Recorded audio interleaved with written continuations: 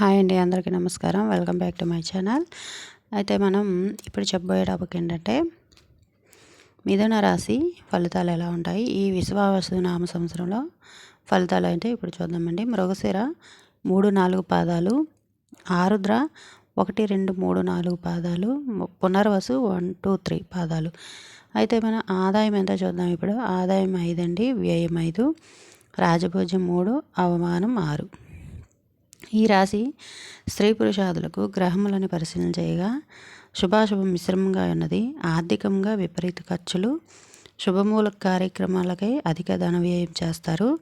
స్థాన చలనములు, ధనము కొరకై ఎదురుచూపులు, నమ్మి మోసపోవుట, ప్రతి విషయాన ఏదో తెలియని దుఃఖము, భార్య పిల్లల గురించి ఆలోచనలు, ప్రతి విషయాన ఎక్కువగా ఆలోచిస్తారు.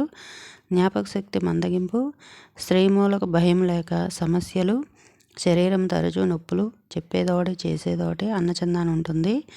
ఎవరి మాట మీద గురి లేకుండుట, చేయి ప్రయాణములు యందు విఘ్నములు, రాహుబలం ఉన్నందున మిత్రుల సహకారములు అందుట, ఎన్ని సమస్యలు ఎదురైనా ధైర్యముగా ఎదుర్కొందురు.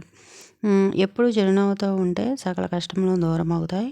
వ్యాపారం మందంగా ఉంటుంది. ఇంటా బయట గౌరవ మర్యాదలు బాగుంటాయి. కొన్ని నిర్ణయాలు గుట్టుగా ఉంచితే అంత లాభం. మాటకు విలువ తగ్గుట వలన జాగ్రత్తగా మెలగాలి. విద్యార్థులకు సానుకూలంగానే ఉంటుంది. వ్యవసాయదారులకు 2 పంటలు స్వల్ప లాభాలు, ఖర్చులు అధికం. మన ముందు ఒక మాట, వెళ్ళిన తర్వాత వేరొక మాట అన్నట్టుగా ఉంటుంది. కోర్టు లావాదేవీలు కలిసి రాకుండాట, నూతన పరిచయాల వలన ఇబ్బందులు, జాయింట్దారులతో పట్టింపులు, స్త్రీలకు ఉదర సంబంధిత అనారోగ్యములు లేక శస్త్రచికిత్సలు, కవులు పండితులు గ్రంథ రచయితలకు మంచి కాలము. పిత్రార్జితము వ్యయం లేక తాకట్టు పెట్టుట, గృహ నిర్మాణములు ఆలస్యంగా పూర్తి. ఎంతటి చిన్న లేక పెద్ద కార్యక్రమం అయినా సరే గుదిబండ్లతో ఎదురు.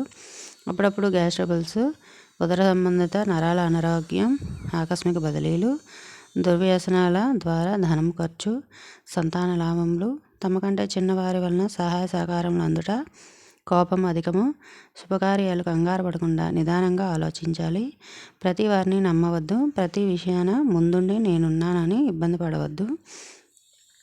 అంటే ప్రతి విషయంలో కూడా మనం ఎంటర్ అయ్యి నేనున్నానని చెప్పి మనం ఎక్కువగా చేయకూడదు. అలా చేస్తే మనమే ఇబ్బంది పడతాం అనమాట. ఈ మిథున రాశి ఫలితాలు అవి.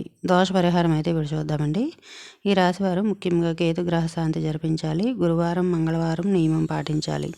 ఆంజనేయ స్వామి వారిని సహస్రనామార్చన, మన్యు సూక్త పారాయణ, అభిషేకం జరిపించి అప్పాలు నివేదన చేయటం మంచిది. హనుమత్ జయంతి రోజు ఆంజనేయ స్వామి వారి హోమం చేయటం వలన ప్రతి పని యందు విజయం చేకూరును. రామ రక్ష ధరించటం మంచిది. ప్రతి నెల ఆరుద్ర నక్షత్రం లేక మాస శివరాత్రి రోజున శివాలయంలో ఏకాదశి పూర్వక రుద్రాభిషేకం జరిపించట వలన సకల దోషంలో తొలగును. గురువారం కేజింపావు శనగలు, మంగళవారం కేజింపావు ఉలవలు, శనివారం తిలదానం చేయవలను.